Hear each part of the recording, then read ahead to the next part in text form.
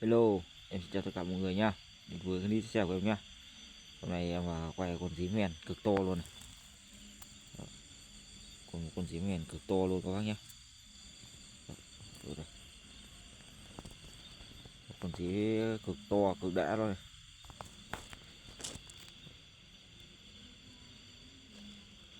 Đó, đã chưa? Cực to luôn này. To cực đã luôn. Nhìn ghê chưa? Đẹp không các bác? Con dí siêu to. Đó. Một con dí cực to luôn. Đó.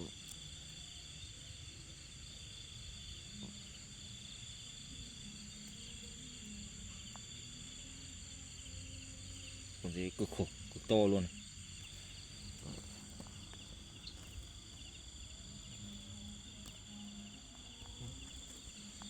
Con dí to chưa?